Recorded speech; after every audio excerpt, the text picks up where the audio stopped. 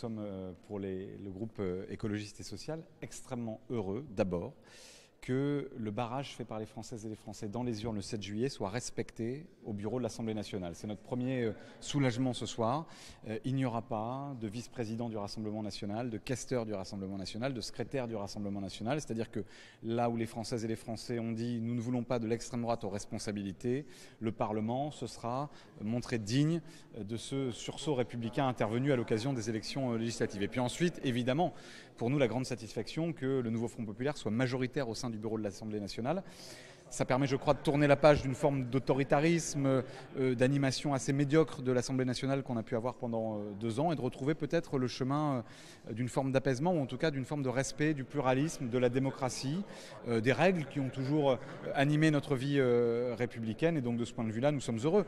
Je ne dirais pas que cela efface le coup de Trafalgar que nous avons subi hier avec l'alliance entre les amis de M. Wauquiez et la Macronie, mais en tout cas, ça rééquilibre les choses et ça invalide d'ailleurs toutes les lectures politiques qui avait pu être faite hier d'un scrutin sur la présidence de l'Assemblée nationale. Ça montre qu'ici, la réalité est plus complexe que n'ont voulu le dire les macronistes hier. Et donc, c'est pour nous un encouragement supplémentaire à continuer à dire à la fois notre volonté d'avoir un Parlement qui débat, d'avoir un Parlement qui est représentatif du pluralisme, qui va être le lieu de la démocratie dans les mois à venir, mais aussi de dire toujours que nous sommes prêts à gouverner, que le nouveau Front populaire, parce qu'il a été uni, a obtenu aujourd'hui des victoires. C'est cette unité qui est à la base des victoires. Et voilà, je trouve que c'est une belle démonstration. Ça fait des jours et des jours qu'on nous dit que le nouveau Front populaire va se heurter au mur de la division à un moment donné.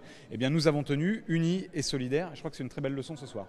Est-ce qu'on respecte vraiment le message des urnes et la démocratie lorsqu'11 millions de Français se retrouvent sans députés RN au bureau de l'Assemblée nationale ce soir ?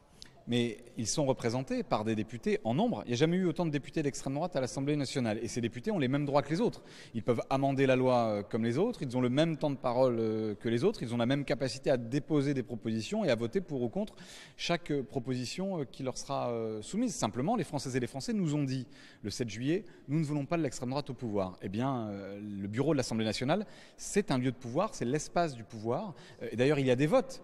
Si c'était la représentation exacte des suffrages, alors il suffirait que le règlement prévoie que c'est automatique, qu'un groupe a automatiquement des droits. Non, il est prévu qu'il y ait des votes. Nous avons appelé au barrage. Ce barrage a été fait aujourd'hui grâce au nouveau Front populaire, grâce à la détermination et à la mobilisation du nouveau Front populaire, grâce à son unité. Et moi, je m'en réjouis.